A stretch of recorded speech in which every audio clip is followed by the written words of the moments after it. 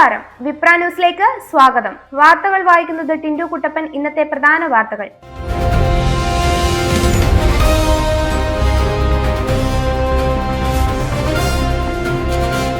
June 15 മുതൽ സ്ത്രീകൾക്ക് KSRTC യാത്ര സൗജന്യം. സാമ്പത്തിക പ്രശ്നങ്ങൾ പരിഹരിക്കും.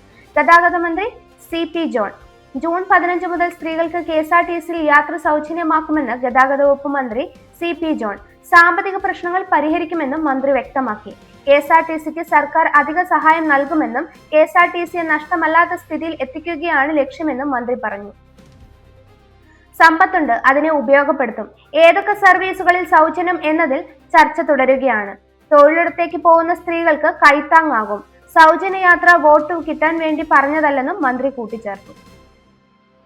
തൃശൂർ നഗരത്തിൽ ആന ഇടഞ്ഞു. കാറും വാഹനങ്ങളും തകർത്തു. ജനവാസ മേഖലയിൽ പരിഭ്രാന്തി. തൃശൂർ നഗരത്തിൽ ആന വിരണ്ടോടി. കൊല്ലത്ത് നിന്നെത്തിയ ശ്രീ അയ്യപ്പൻ ശ്രീലക്ഷ്മി എന്ന ആനയാണ് ഇടഞ്ഞത്.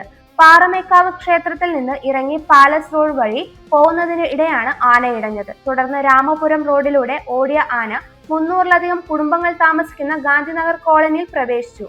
ഭീതിജനകമായ സാഹചര്യമാണ് ഇവിടെ ഉണ്ടായത്. കോളനിയിലെ വീടുകളിലെ മതിലുകൾ, ഗേറ്റുകൾ, ഷെഡുകൾ എന്നിവ ആന തകർത്തു. അതിനിടെ ആനയുടെ ദൃശ്യങ്ങൾ പകർത്താനെത്തിയ മാധ്യമപ്രവർത്തകർക്കെതിരെ ആനപ്രേമികൾ മർദ്ദിച്ചു.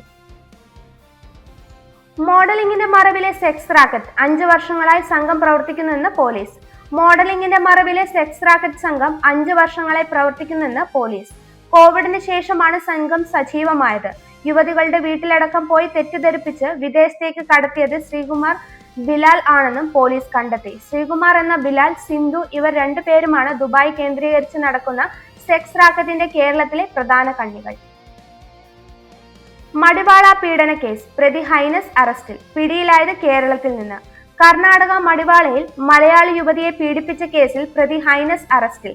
കേരളത്തിൽ നിന്നാണ് പ്രതിയെ കർണാടക പോലീസ് പിടികൂടിയത്. 48 മണിക്കൂറിനകം പ്രതിയെ പിടികൂടണം എന്ന് ബംഗളൂരു സിറ്റി പോലീസ് കമ്മീഷണർ കർശന നിർദ്ദേശം നൽകിയിരുന്നു. മടിവാള സ്റ്റേഷനിലെ ഉദ്യോഗസ്ഥനെതിരെ വകുപ്പ് തല നടപടി സ്വീകരിച്ചു. സ്റ്റേഷൻ ചുമതലകളിൽ നിന്ന് മാറ്റി നിർത്തി. ഉദ്യോഗസ്ഥനെതിരെ വകുപ്പ് തല അന്വേഷണത്തിന് ഉത്തരവിട്ടു. കേസ് മടിവാള സ്റ്റേഷനിൽ നിന്നും അടൂർഗോടി സ്റ്റേഷനിലേക്ക് മാറ്റിയിരുന്നു. CJP അക്കൗണ്ട് പൂട്ടിയതിന് പിന്നിൽ സുരക്ഷാ ആശങ്ക. നീക്കം ഇന്റലിജൻസ് റിപ്പോർട്ടിനെ തുടർന്ന്. കോക്രോച്ച് ജനതാ പാർട്ടിയുടെ സോഷ്യൽ മീഡിയ അക്കൗണ്ട് പൂട്ടിയതിന് സുരക്ഷാ ആശങ്കയെ തുടർന്ന് ഇന്റലിജൻസ് റിപ്പോർട്ടിന്റെ അടിസ്ഥാനത്തിലാണ് നീക്കം.